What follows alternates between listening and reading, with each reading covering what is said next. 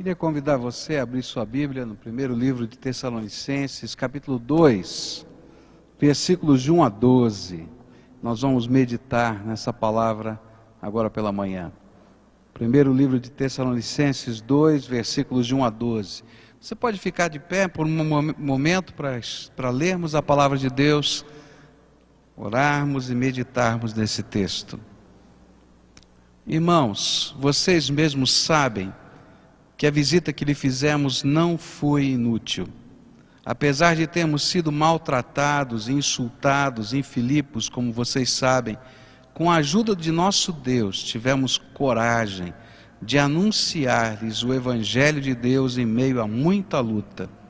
Pois nossa exortação não tem origem no erro, nem em motivos impuros, nem temos intenção de enganá-los. Ao contrário, como homens aprovados por Deus para nos confiar o Evangelho, não falamos para agradar pessoas, mas a Deus que prova o nosso coração. Vocês bem sabem que a nossa palavra nunca foi de bajulação, nem de pretexto para a ganância. Deus é testemunha. Nem buscamos reconhecimento humano, quer de vocês, quer de outros. E embora como apóstolos de Cristo pudéssemos ter sido um peso, fomos bondosos quando estávamos entre vocês, como uma mãe que cuida dos próprios filhos. Sentindo assim tanta afeição por vocês, decidimos dar-lhes não somente o Evangelho de Deus, mas também a nossa própria vida, porque vocês se tornaram muito amados por nós. Irmãos, certamente vocês se lembram do nosso trabalho esgotante e da nossa fadiga. Trabalhamos noite e dia para não sermos pesados a ninguém, enquanto lhes pregávamos o Evangelho de Deus. Tanto vocês como Deus são testemunhas de como nos portamos de maneira santa, justa e irrepreensível entre vocês, os que creem. Pois vocês sabem que tratamos cada um como um pai trata seus filhos, exortando, consolando e dando testemunho para que vocês vivam de maneira digna de Deus, que os chamou para o seu reino e glória. Oremos ao Senhor. Pai, dá-nos a tua graça e que nesses minutos que temos, Senhor, tu possas aplicar a palavra de Deus ao nosso coração. Abre a nossa mente, abre a nossa alma, abre o nosso espírito para que tenhamos comunhão com o Senhor e com a tua palavra. É aquilo que oramos em nome de Jesus. Amém. Os irmãos podem se assentar.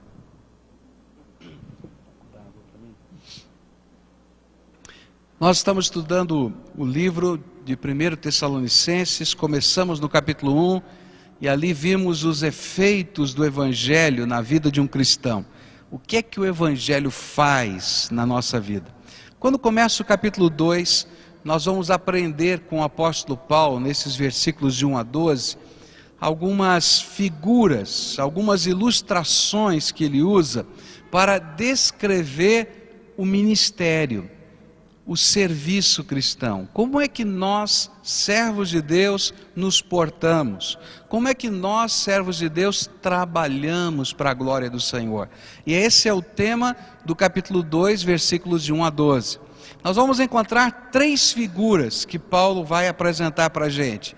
Eu quero começar olhando para uma delas. A primeira figura é a figura do ministro. Alguém que recebe uma incumbência, um mordomo, um gerente, um administrador das coisas do reino de Deus. A segunda figura é a figura da mãe, que está a nutrir e cuidar dos seus filhos. E a terceira figura é a figura do pai. E cada uma destas figuras são aplicadas à maneira como nós devemos viver o nosso ministério e praticar a missão que Deus colocou para cada um de nós. Nessa manhã quero começar olhando para essa primeira figura, a figura do mordomo ou do ministro de Deus. Um mordomo, um ministro fiel. Cada um de nós recebemos dons do Espírito, não tem jeito. Se você já é servo do Senhor Jesus, no dia em que você recebeu Jesus como Senhor e Salvador da sua vida, Deus não somente através do seu Espírito Santo o convenceu de que você era pecador, de que você precisava ser justificado pela graça de Deus em Cristo Jesus, por isso Jesus morreu por você, que você devia estar preparado para o juízo de Deus que vai acontecer com todos os homens naquele último dia em que nós prestaremos contas de todas as coisas a Deus. Então o Espírito Santo nos convenceu destas coisas no dia da nossa conversão, mas não parou aí. Ele derramou o seu Espírito sobre nós e nos selou. E por causa da presença do Espírito Santo na nossa vida, e por causa dessa marca de propriedade, Deus derramou junto com o seu Espírito dons. Cada um de nós temos dons, cada um de nós temos habilidades, cada um de nós temos coisas que são graça de Deus derramada sobre nós. E nós prestaremos contas desses dons, desta graça. E mais do que isso, Deus não somente nos capacitou, mas Ele deu a nós missão, Ele deu a nós tarefas a serem executadas, e nós prestaremos contas dos recursos que Deus colocou nas nossas mãos, espirituais, materiais, todos eles, como também do projeto de Deus, do propósito de Deus para a nossa vida. E é disso que Paulo está dizendo: olha, eu sou ministro de Deus, e como ministro de Deus, eu devo ser alguém fiel, alguém que leva a sério tanto o recurso que Deus colocou sobre a minha vida, como também devo levar a sério a maneira como executo a missão de Deus. Isso se encontra nos primeiros 6 versículos do texto que nós lemos. Irmãos, vocês mesmos sabem que a visita que lhes fizemos não foi inútil. E apesar de termos sido maltratados, insultados em Filipos, como vocês sabem, com a ajuda de nosso Deus, tivemos coragem de anunciar-lhes o Evangelho de Deus em meio a muita luta, pois nossa exortação não tem origem no erro, nem em motivos impuros, nem temos intenção de enganá-los, ao contrário, como homens aprovados por Deus, para nos confiar o Evangelho, não falamos para agradar pessoas, mas a Deus que prova o nosso coração.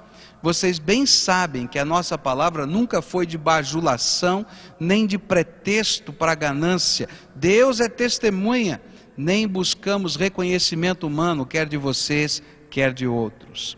Bom, se Deus nos considerou confiáveis, e aqui esse texto está dizendo exatamente isso, Deus olhou para a gente, nos aprovou e nos considerou confiáveis de colocar um tesouro na nossa mão, o tesouro do Evangelho, e tudo aquilo que o Evangelho representa: salvação, poder de Deus, comunhão no Espírito Santo, dons de Deus, milagres como esses que nós ouvimos, de curas que aconteceram, né?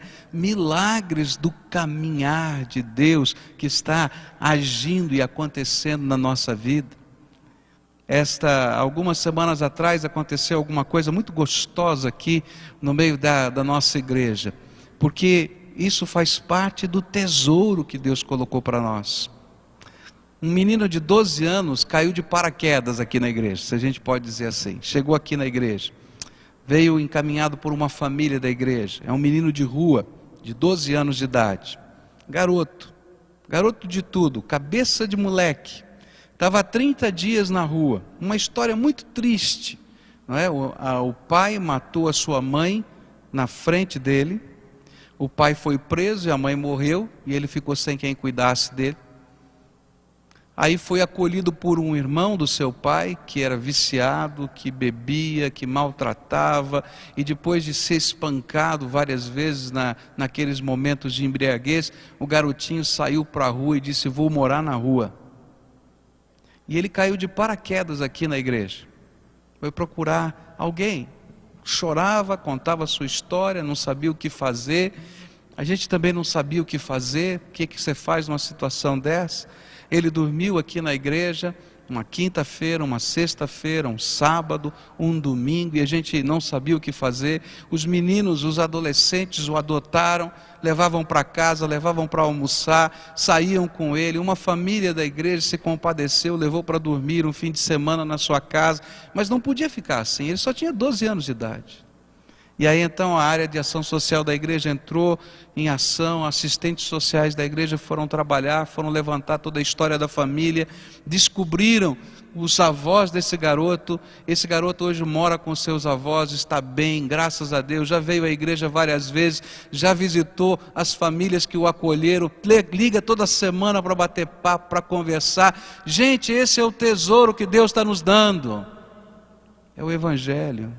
Um evangelho que não é somente uma filosofia religiosa, mas é palavra, é poder, é vida, é transformação, é mobilização. E o que Paulo está dizendo é: Deus nos achou confiáveis para receber esse tesouro e administrar esse tesouro. Ser servo de Deus é ser ministro do reino, é receber esse tesouro, essa pasta, receber essa incumbência e exercitar essa incumbência para a glória de Deus. Como qualquer ministro, como qualquer servo do reino, não somos donos do que pertence ao nosso Senhor. Você é dono? Não. Deus é dono desse tesouro, dessa bênção. Mas muito desse tesouro de Deus, porque o tesouro de Deus é infinito, por isso eu digo, muito desse tesouro de Deus está nas nossas mãos, para que nós utilizemos segundo os propósitos do seu reino. É isso que Paulo está falando. Nós somos mordomos, nós somos ministros desse reino. É interessante que para nós praticarmos o nosso ministério, é importante a maneira como nós o fazemos, diante de Deus e diante dos homens, porque a maneira como nós guardamos esse tesouro e aplicamos esse tesouro, vai honrar a Deus ou vai desonrar o nome de Deus. O momento em que o nosso país enfrenta é um momento de profunda desilusão. Eu não sei o que você está sentindo, né? Essa semana fiz algumas coisas que eu não tenho costume de fazer, né? Eu fiquei com um radinho ligado dentro da minha sala aqui de trabalho, para ouvir os depoimentos da CPI. Saía uma pessoa, eu aumentava o rádio, entrava uma pessoa, eu diminuía o volume do rádio, porque eu não me conformava com as coisas que eu estava ouvindo ali. Eu não sei você, eu estou falando da minha experiência. Eu não sou daquelas pessoas que ficam ligando a televisão para ver o que está acontecendo na TV Senado, na TV... Mas essa semana eu não consegui. Eu queria saber o que estava acontecendo. Por quê? Porque havia um sentimento tremendo de indignação.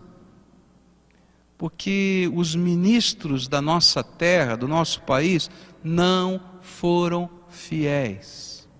Não dá para dizer outra coisa.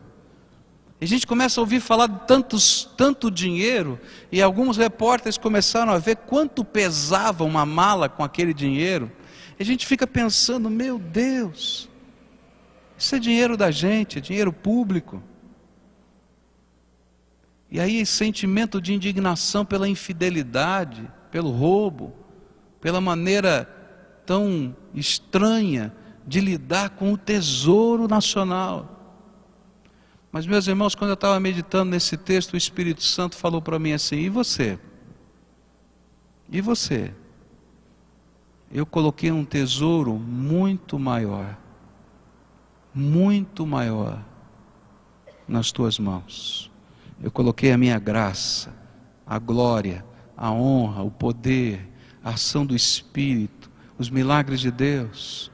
Eu coloquei tudo que você tem, tudo que você possui, e você é simplesmente meu administrador, meu gerente.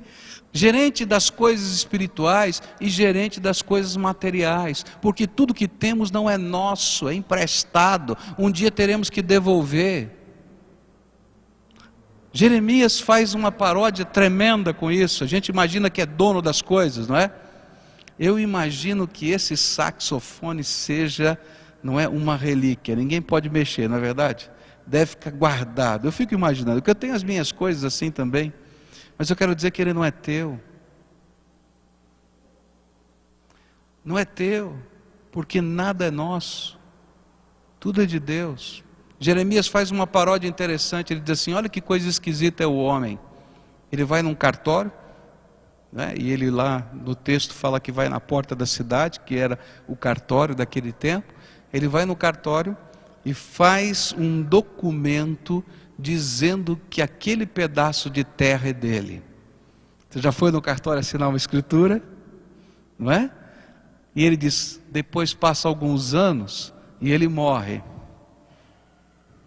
Ele morre. Aquele papel fica lá e a terra continua no lugar, porque nada nunca foi dele.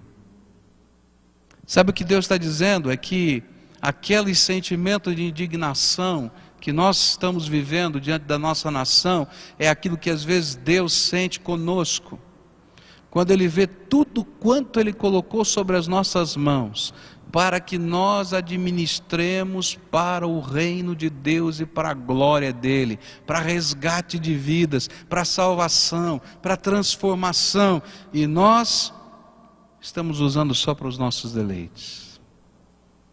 A missão que foi nos confiada,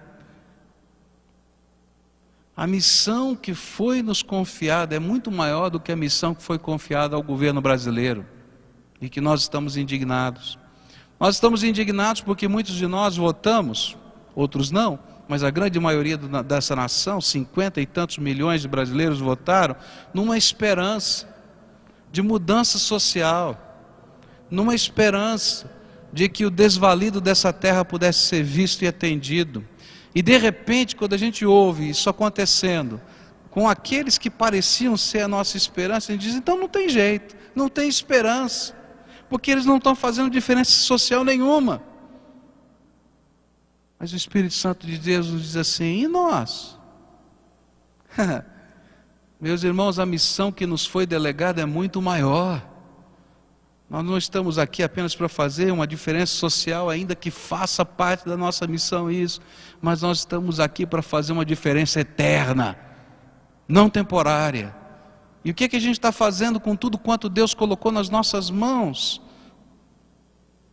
Que não é nosso, é para ser usado para a glória dEle e para o reino dEle. Todo mordomo, todo ministro, todo servo de Deus deve saber de uma realidade da Bíblia: prestaremos contas de tudo quanto foi colocado em nossas mãos. Lucas 16, versículos 1 e 2 dizem assim: Jesus disse aos seus discípulos: o administrador de um homem rico foi acusado de estar desperdiçando seus bens. E então ele o chamou e lhe perguntou: que é isto que estou ouvindo a seu respeito? Preste contas da sua administração, porque você não pode continuar sendo administrador. O que nós não entendemos é que aqui, durante a nossa vida, em vários momentos, Deus começa a pedir contas. E diz: escuta, vamos fazer aqui uma prestação de contas? E às vezes a gente não entende porque é que Deus dá umas chacoalhadas na nossa vida. Porque às vezes Ele dá essa chacoalhada para que a gente possa retomar o rumo e acertar a visão, o foco e o propósito. Porque Ele sabe que um dia nós vamos prestar contas de modo definitivo. Numa empresa a gente faz o balancete mensal e a gente faz um balanço anual. Aqui na terra Deus fala: vamos fazer um balancete do que está acontecendo? E lá a gente vai fazer o balanço geral. Deus está falando: olha, você é ministro do meu reino, esse sax é para a minha glória, esse dom que eu dei para você é para a minha glória. Aquilo que Deus derramou aí na sua vida não é só para o teu deleite, para você ganhar dinheiro com isso, para você curtir a vida, mas é para a glória de Deus. Por isso, a coisa que mais se espera, que mais se deseja de um ministro, de um mordomo, de um administrador, é fidelidade. Olha só o que a Bíblia diz em 1 Coríntios 4, versículos 1 e 2. Portanto, que todos nos considerem como ministros de Cristo e encarregados dos mistérios de Deus. E o que se requer destes encarregados é que sejam fiéis. Nossa fidelidade vai nos levar a buscar que tudo que temos e somos agrade a Deus e não aos homens. E é disso que Paulo está falando. Paulo disse assim: olha, eu tenho um compromisso com Deus. E quando eu fui visitar vocês aí em Tessalônica, eu podia ter escolhido várias maneiras diferentes de trabalhar. Eu podia chegar aí bajulando as pessoas, eu podia chegar aí tentando agradar a minha audiência, mas eu cheguei aí com um propósito. Eu sou ministro do rei, eu só posso agradar uma pessoa, eu só posso glorificar uma pessoa, e eu cheguei aí para dar graças e glória a Deus através do tesouro que Ele deu na minha mão, investido na sua vida. É disso que Paulo está falando, desse ministério. Eu não estou aqui para fazer outra coisa, nem você, a não ser, com todo o meu ser, glorificar a Deus e honrá-lo, e fazer com que esse tesouro que Ele deixou como um legado para essa humanidade chegue a essas pessoas através da minha vida. Os recursos que eu tenho, os dons que eu tenho, a visão que eu tenho, a saúde que eu tenho, a casa que eu tenho, o carro que eu tenho, tudo, eu vou ter que prestar contas, porque eles foram colocados nas minhas mãos para que o reino de Deus seja levado às pessoas. Eu sou ministro de Deus. Paulo então agora vai dizer nesse texto algumas maneiras como essa fidelidade deve ser vivenciada na nossa vida. A gente diz fidelidade, mas no que na prática a fidelidade deve ser vivida com relação a esse tesouro que Deus colocou nas nossas mãos? A primeira maneira prática como Paulo viveu fidelidade nessa questão do tesouro de Deus nas suas mãos foi coragem. Coragem e determinação, mesmo no meio das lutas e das pressões. Ele vai dizer: irmãos, vocês mesmos sabem que a visita que lhes fizemos não foi inútil, apesar de termos sido maltratados e insultados em Filipos. Como vocês sabem, com a ajuda de nosso Deus tivemos coragem de anunciar-lhes o Evangelho de Deus em meio a muita luta. Quando a gente lê a história, lá no livro de Atos, a gente vai descobrir que em Filipos, Paulo foi açoitado, e foi em meio a muita pressão que ele plantou uma igreja naquela cidade. Talvez fosse a coisa mais natural e humana, depois que ele saiu da cidade de Filipos, debaixo de perseguição, de julgamento, de cadeia, de dizer assim: puxa vida, eu já dei a minha cota de contribuição para o reino, agora eu vou me aposentar. Ou então, eu vou tentar achar uma posição no reino um pouco mais confortável, vou ficar na minha. Mas ele está dizendo para a gente que se ele fizesse isso, ele seria infiel. E que para continuar fazendo a obra de Deus e cumprir o mandato de Deus, a missão de Deus, o ministério de Deus, ele precisava ter coragem e determinação para a jornada. Eu quero dizer que fidelidade vai pedir para a gente coragem. Coragem de a gente continuar crendo quando todos dizem para a gente que a gente é maluco. Coragem da gente continuar vivendo aquilo que cremos, mesmo quando todos nos persigam. Coragem para continuar praticando aquilo que entendemos que é vontade de Deus para a nossa vida, mesmo quando isso nos é tremendamente custoso e parece aos olhos humanos que não funciona.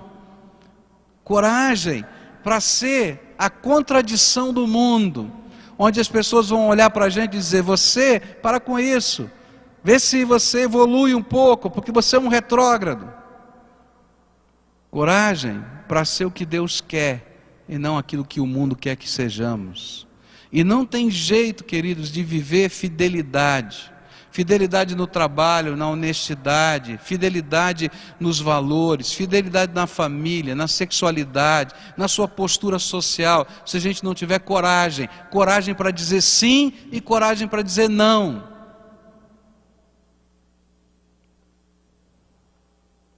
Uma fidelidade que não tenha coragem para se colocar e se posicionar, não será fidelidade. E por isso que muitas vezes nós temos caído no pecado. E por isso é que nos afastamos do reino e do rei. Porque quando chegam os momentos de enfrentamento, de pressão, nós não temos coragem de manter o pacto e o compromisso que temos com o Senhor acima de qualquer coisa. A palavra de Deus vai comparar isso naquela parábola que Jesus contou do semeador, dizendo que a semente foi jogada em vários campos diferentes. E uma delas caiu no terreno rochoso. E diz a Bíblia que naquele terreno ela logo nasceu, ela logo começou a crescer. Mas vindo o sol, e não tendo profundidade nas suas raízes, ela se seca e morre. E Jesus explicou que muitos são os crentes que quando vêm os problemas, as perseguições, as lutas, quando vêm as pressões sobre a vida, abandonam o seu pacto e o seu compromisso com Deus. Meus irmãos, nós estamos vivendo um tempo assim, onde a gente brinca de ser crente, a gente brinca de orar, a gente brinca de servir a Deus, a gente brinca de ter compromisso com o reino, mas a gente não serve ao Senhor com interesse de alma. A palavra de Deus é muito séria com relação a isso. Ele diz assim: ser fiel até quando? Até quando? Ser fiel até a morte, e dar-te-ei a coroa da vida. Agora, você sabe qual é o contexto desse texto em Apocalipse? Era de perseguição. E aquele que escreveu estava preso na ilha de Patmos. E alguns dos seus companheiros estavam lá, indo para o Coliseu de Roma, sendo jogado para as feras comerem. E eles diziam assim: olha, se você queimar um pouquinho de incenso para a estátua de César, e se você disser que César é o Senhor da sua vida, você sai da arena, você sai do Coliseu romano, e de ser jogado às feras. E aí é que ressoa essa voz: ser fiel até a morte. E meus irmãos, às vezes nós estamos trocando a fidelidade com Deus por um lugar. Quantos são os crentes que estão frequentando lugares que Deus não aprova? Não estou falando de morte. Quantos são os crentes que estão praticando coisas tolas? Tolas. Se envolvendo com coisas que não têm sentido.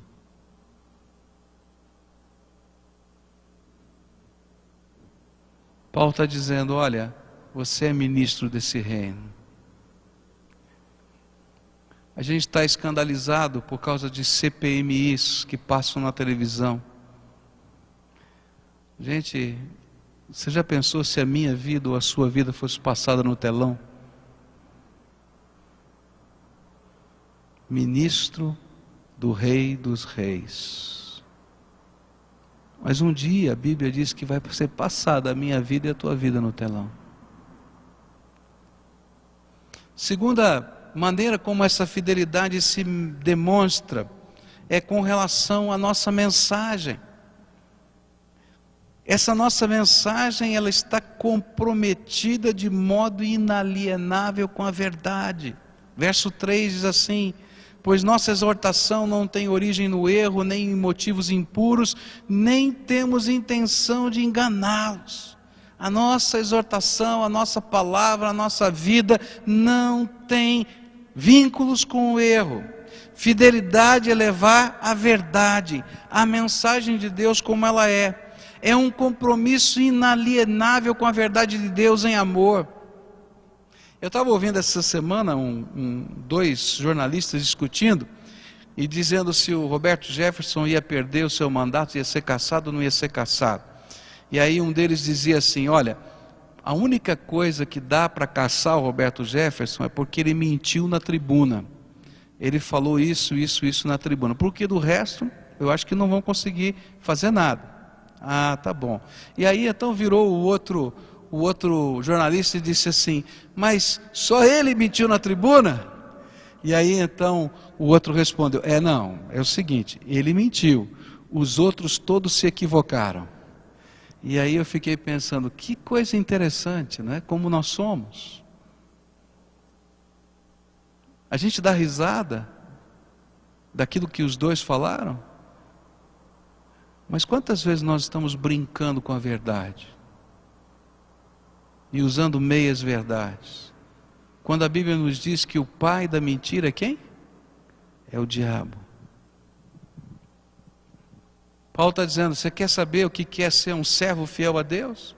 É aquele que tem um pacto com a verdade de Deus, e ele se coloca na mão de Deus para viver essa verdade integralmente. Deus confiou a você a verdade que salva, o mistério dos séculos. Como é que Deus pode salvar? Nem anjos sabiam. O remédio da cura da alma, o colírio que ilumina os cegos, a graça que liberta os cativos do diabo. E às vezes nós queremos flexibilizar aquilo que Deus quer fazer e a maneira como Deus quer fazer. Sabe como é que eu vejo essa questão da flexibilização? Porque na verdade nós queremos flexibilizar a mensagem, nós queremos flexibilizar o compromisso, nós queremos flexibilizar construindo o evangelho que é uma mentira, que não tem compromisso, que não tem pacto, que não tem entrega, que não tem disposição, que não tem lastros. Eu comparo isso com aquilo que aconteceu nesse país. Esse país tem umas histórias tão estranhas, né? Você lembra dos jornais falando de uma indústria de medicamentos que adulterava a sua fórmula e vendia farinha comprimida ao invés de antibióticos? E que as pessoas estavam morrendo por causa do remédio adulterado? Meus irmãos, é por isso que quando a gente deixa a heresia entrar no meio e tenta crer todo mundo do jeito que quiser, para servir a Deus da maneira que quiser, sem olhar para a palavra, a gente adultera a palavra de Deus. E o que Paulo está dizendo é: eu não posso pregar outro evangelho, eu não posso flexibilizar os processos de Deus, eu tenho um pacto com a verdade de Deus, eu não vou ali colocar engano. Eu fico pensando como seria fácil para Paulo inventar uma seita judaica com um colorido cristão. Ele conhecia tanto do judaísmo. Você pode imaginar ele chegando na sinagoga, como ele fez 3 semanas na cidade de Tessalônica, e eu posso imaginar que a primeira vez ele entrou ali, as pessoas pensaram que ele era um rabi judaico, e quando ele começou a olhar as profecias do Velho Testamento e dizer: esse aqui é o Messias, começou uma revolução na sinagoga, e na segunda semana a coisa ficou pior, e na terceira o lincharam. É isso que diz a Bíblia, lá no livro de Atos. Como seria fácil para Paulo inventar uma seita judaica que não necessitasse romper com nada. Mas, meus irmãos, não dá. E muitos de nós queremos viver um evangelho assim: eu tenho um pacto com Jesus secreto, eu não quero ser batizado porque eu não quero confrontar ninguém e dizer que eu mudei de ideia, eu não quero dizer para minha família que eu tenho um compromisso com Jesus, que eu mudei de ideia, e eu vou tentando achar um caminho no meio. Meus irmãos, não existe. Ou a gente é ou não é. A Bíblia diz: seja o teu sim, sim, e o teu não, não. O que passa disso é de procedência maligna.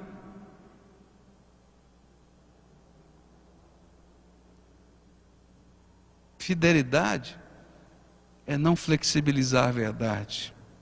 É aquela mensagem comprometida. Mas Paulo vai dizer que fidelidade é ter motivos santos.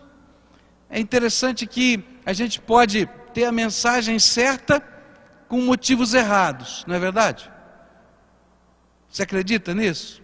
Que eu posso ter ações corretas com intenções erradas? Paulo vai dizer assim no verso 3: pois nossa exortação não tem origem no erro, nem em motivos impuros, nem temos intenção de enganá-los. O que Paulo está dizendo é que aquilo que o motivava a pregar o Evangelho não era dinheiro, não era bênção, não era prestígio, não era poder, não era autoridade, mas era amor a Deus acima de todas as coisas, e amor a quem Deus ama, as pessoas. Fidelidade do servo de Deus não se mede por aquilo que ele faz, mas se mede também por aquilo que o motiva a fazer. Você já encontrou alguns servos de Deus que parecem tremendamente fiéis, porque fazem tudo quanto lhe foi pedido para fazer, e fazem mesmo, mas deixam um rastro de desgraça por onde passaram? Gente brigada, gente magoada, gente caindo aos pedaços pelo caminho, porque, queridos, na grande maioria essas pessoas têm a intenção errada, ainda que estejam fazendo a coisa certa. Porque aquilo que Deus quer fazer começa aqui dentro do nosso coração com a intenção certa: amor a Deus e amor às pessoas. Se a intenção estiver errada, as coisas valerão mais do que as pessoas, e aí a gente vai atropelar tudo e todos.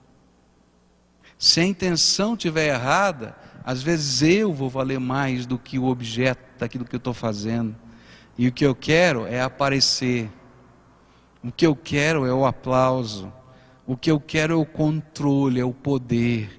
E aí Deus diz: não posso abençoar, porque é infidelidade. A última maneira como Paulo nos ensina de que podemos provar a fidelidade num servo de Deus é o método. Não somente a intenção é importante, mas também o como realizamos as coisas é importante. E ele diz assim: pois nossa exortação não tem origem no erro, nem em motivos impuros, nem temos intenção de enganá-los. Ao contrário, como homens aprovados por Deus, para nos confiar o Evangelho, não falamos para agradar as pessoas, mas a Deus que prova o nosso coração. Vocês bem sabem que a nossa palavra nunca foi de bajulação, nem de pretexto para ganância. Deus é testemunha.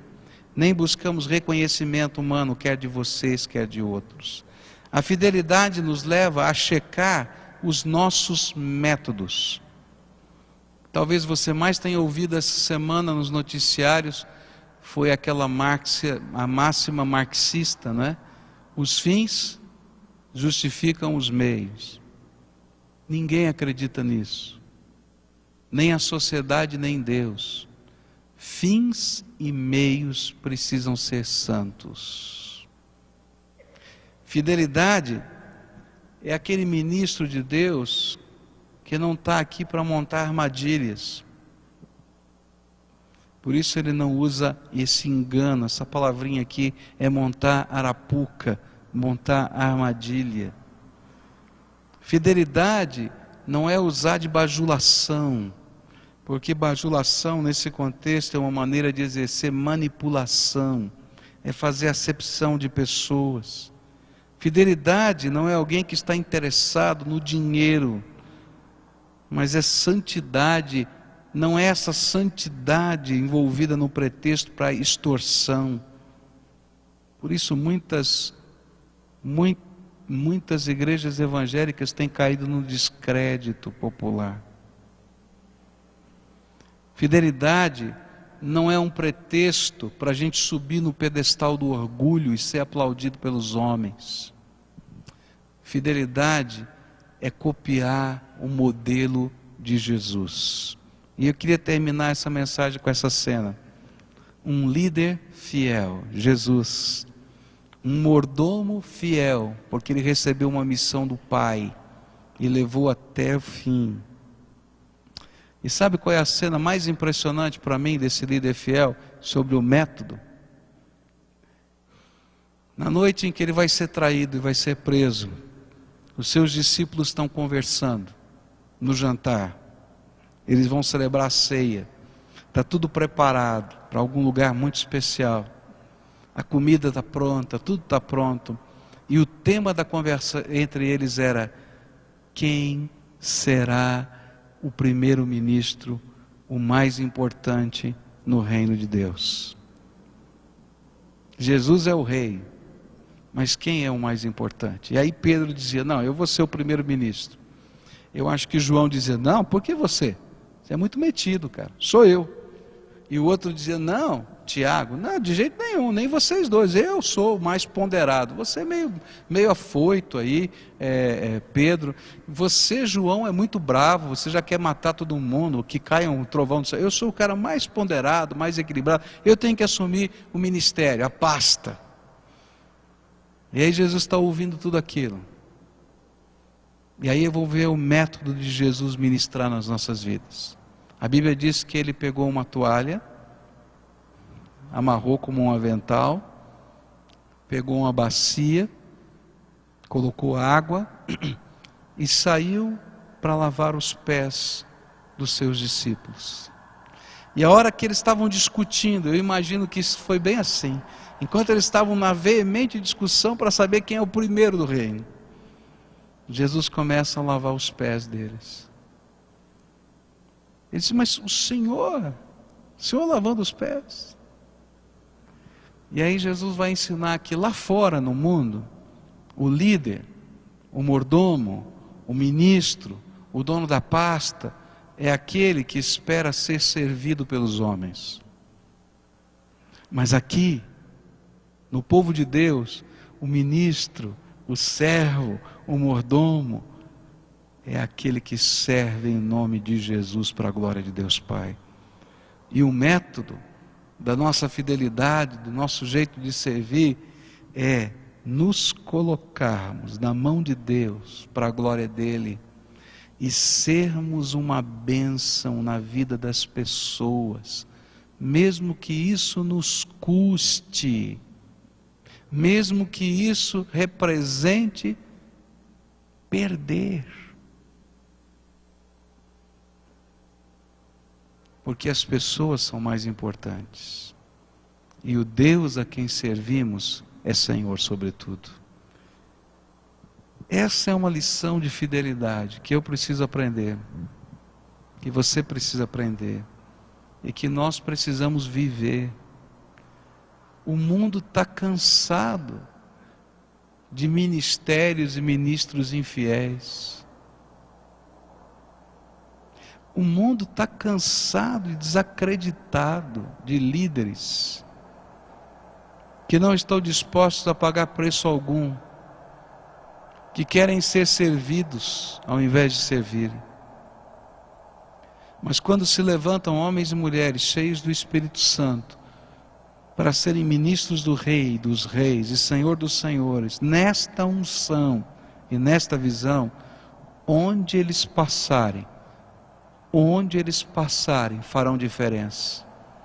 E pode ter certeza que vão causar revolução, porque esses ministros que querem sempre ser servidos vão se levantar contra aqueles que servem, para dizer: você quer acabar com o nosso pedaço? E a gente vai bater de frente numa contracultura desse mundo. Mas alguém precisa ser instrumento de Deus para isso. Você está disposto? Está disposto? Está disposto mesmo? Você está disposto a começar a olhar para tudo que você tem, tudo que você é, tudo que Deus colocou nas suas mãos, tudo que Deus investiu da sua graça, e dizer: Senhor, vai ser para a tua glória e para a bênção das pessoas. Porque senão, Deus vai ter que chacoalhar a tua vida, porque o balancete está negativo, e vai continuar negativo, e vai continuar negativo, até aquele dia que o balanço final vai ser de prejuízo. Vamos ficar de pé e vamos orar ao Senhor agora.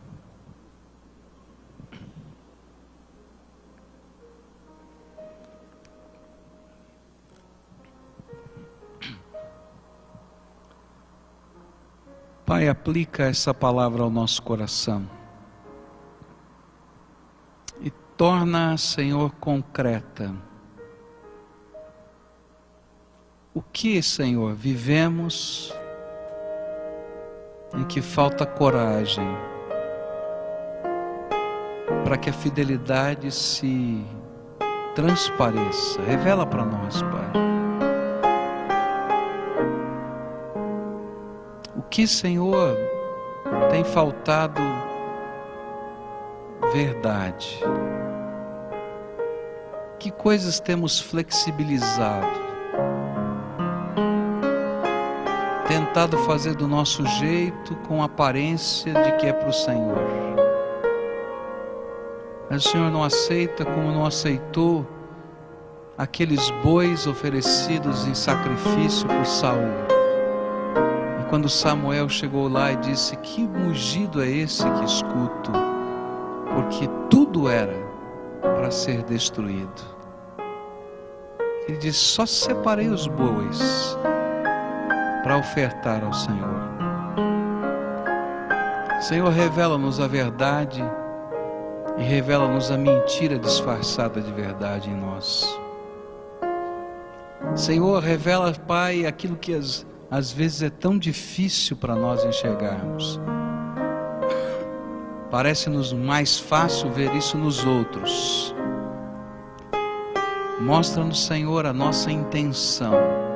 O que é que nos motiva?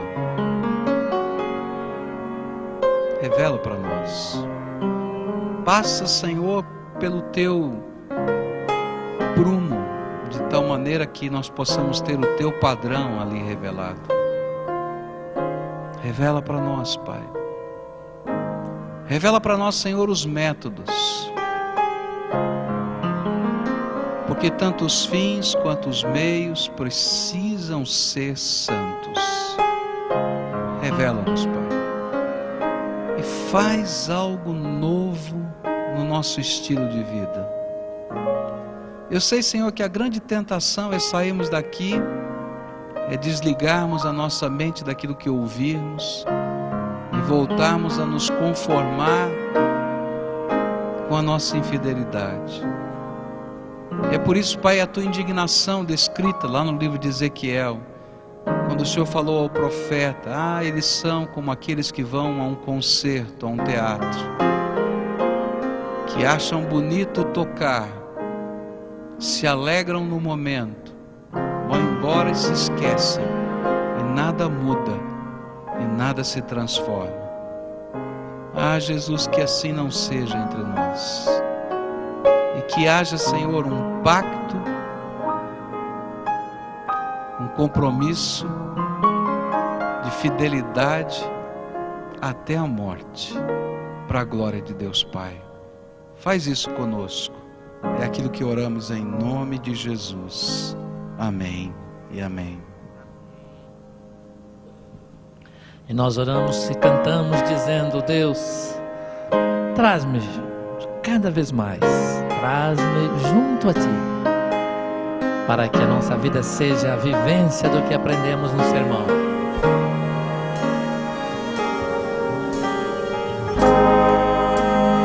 Traz-me junto a Ti, não me deixes ir.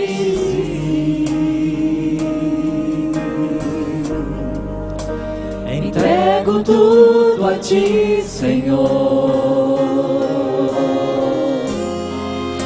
para desfrutar do Teu amor.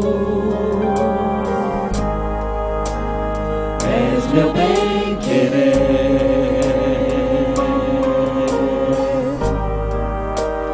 não há mais ninguém,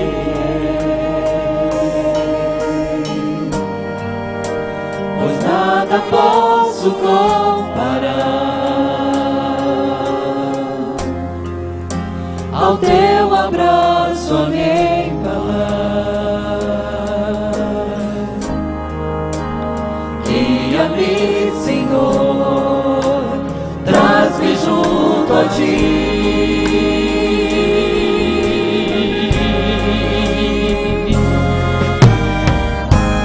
Só quero a ti. És tudo que preciso. Só quero a ti. Contigo quero estar.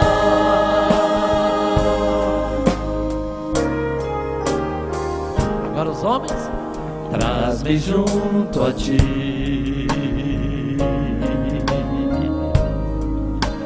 Não me deixes ir. Entrego tudo a ti, Senhor, para desfrutar do teu amor. Agora só as mulheres. És meu bem-querer.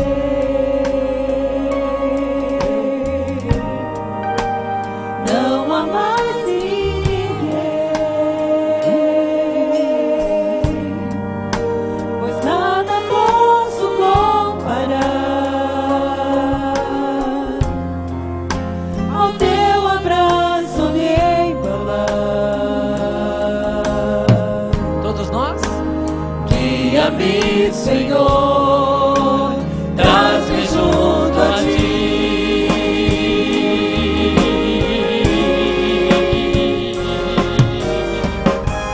Só quero a ti. És tudo que preciso. Só quero a ti.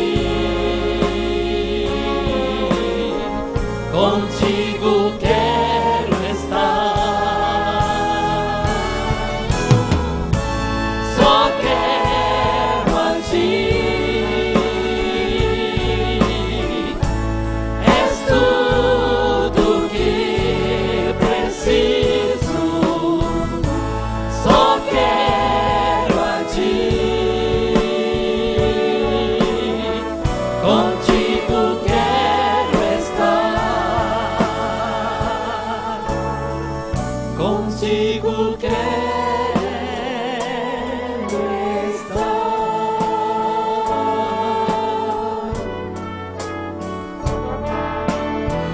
E é de coração isso. Só quero a ti.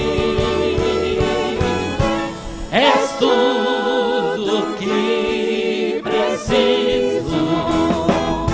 Só quero a ti. Contigo quero estar. E você vibra. Só quero a ti. És tudo que preciso. Só quero a ti. Contigo quero estar. Contigo quero estar.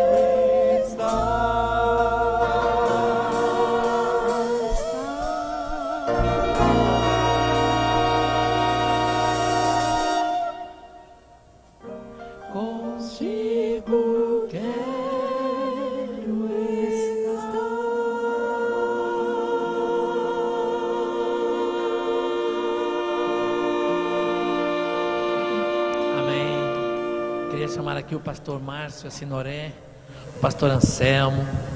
O pastor Márcio e a Sinoré estão indo para um congresso de uma grande responsabilidade. A Sinoré nasceu no Irã e vão estar na Holanda neste mês de julho. Cerca de 2.000 iranianos cristãos escondidos. O que é isso? São cristãos que vivem no Irã e que não podem reunir e adorar a Deus como nós fazemos aqui. E eles estão sendo levados à Holanda para um congresso. E a Sinoré e o pastor Márcio estão indo para esse congresso representar a nossa igreja. Um empresário, uma empresa desta cidade está patrocinando a ida deles até lá. De lá eles vão ao Irã. E você fica aqui orando por eles. A Cat, não sei se ela está aqui, mas ela está indo embora para Florianópolis para estudar. Passou num vestibular lá.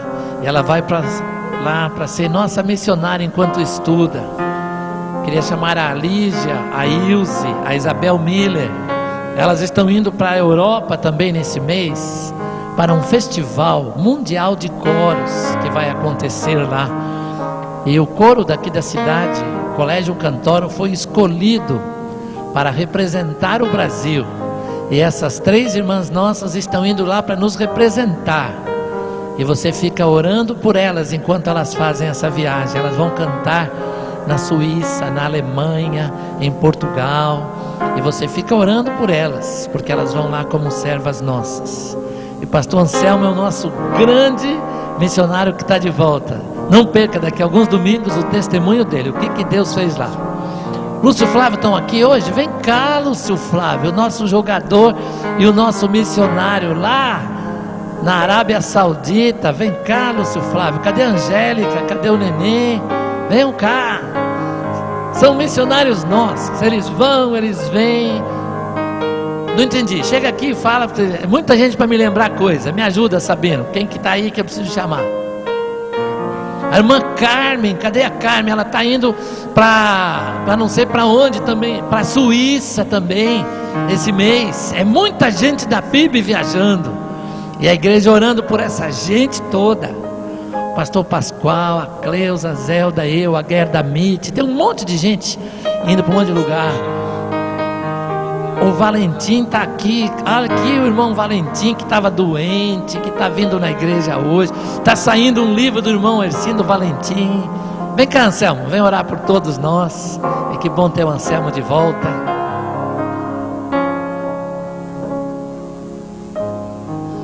Lembrando, pessoal, que o discipulado volta no ginásio domingo que vem. Ok? Pessoal discipulado, a turma lá, estamos lá junto de novo. Vamos orar.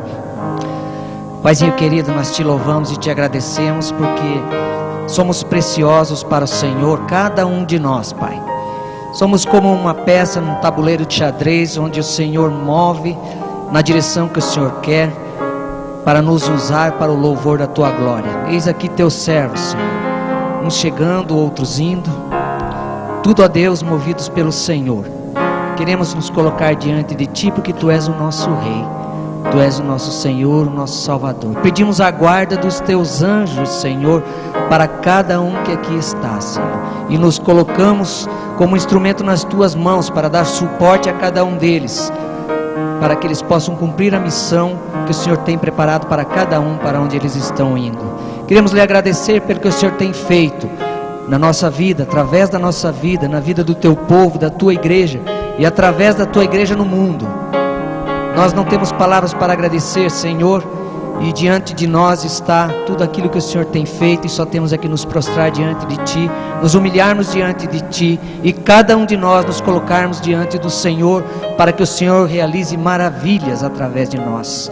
Toma nas Tuas mãos a Tua igreja, o Teu povo, que agora sai por essa porta, Deus, mas saia, Deus, guiado e conduzido, guardado pelo Senhor, porque só assim, ó Deus, nós seremos felizes, não tem outro meio.